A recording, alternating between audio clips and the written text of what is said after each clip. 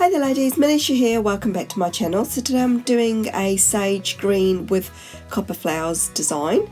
This is the beautiful polish I'll be using. It's a Butter London one. I've had it for quite a while now, but I just really like the shade of green and the fact it's got those little sort of copper flecks throughout it. It's really pretty. So I've already done a base coat on all of my nails and I'm just applying the first coat here. It's a really nice formula polish too. I do like the Butter London ones. I just wished I could get them a bit more readily available here in New Zealand, but I just sort of manage to see them every now and again and I try and snap them up when I can. But I do like this one, and I think I've got 3 other Butter London or 4 other Butter London polishes, and I do enjoy using all of them. So I'm going to be popping on a second coat. So this is the second coat going on here. Just allow this to fully dry before you move on to the second part, which is the stamping. So I'm going to be stamping with a really pretty copper stamping polish from Born Pretty store. I have actually got a 20% off discount code, which will give you 20% off full and a reduced price products. So yeah, definitely take advantage of that. It's MMX20, and I'm going to be using this Nicole Diary plate, which I got from Born Pretty store. So you'll be able to use that discount code on the plate and on the stamping polish. So I'm going to be applying a coat of liquid latex around the nails just for easy cleanup. So I'll just give that a few minutes to dry and then I'll move on to the next part for the stamping.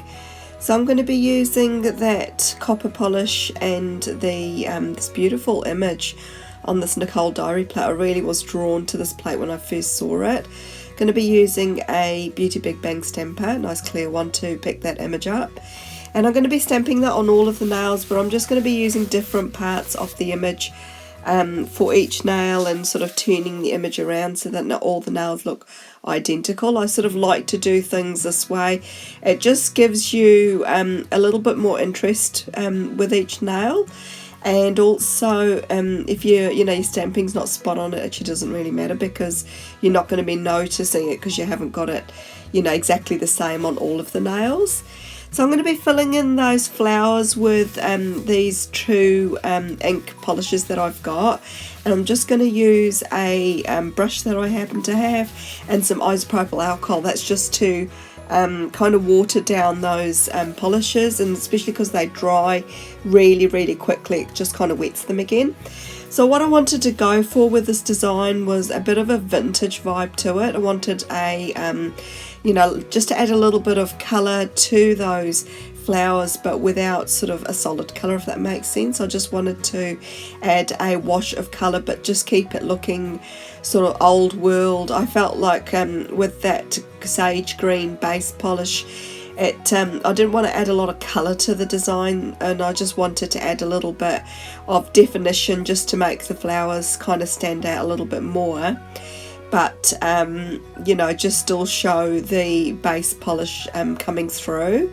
So I'm just going to continue to mix those 2 colours together. I've sort of gone slightly darker in the centres and then just use more of the brown on the outside petals. And just whenever the polish dried up, I just added either more polish or added some of the isopropyl alcohol. Now it does dry really quickly, and then you can, once you've done all the nails, I just sort of worked on all the nails at once, this is what it will look like.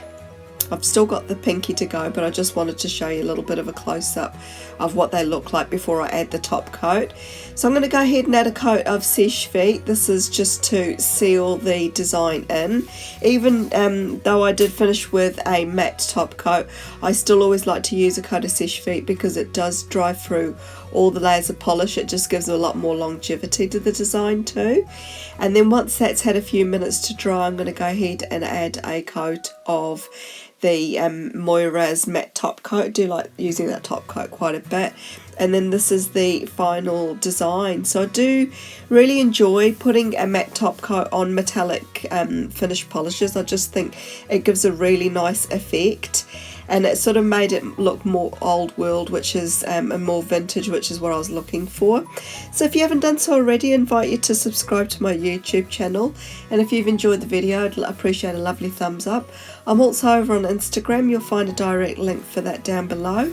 And thanks for stopping by. I hope you all have an absolutely wonderful day wherever you are. Bye for now.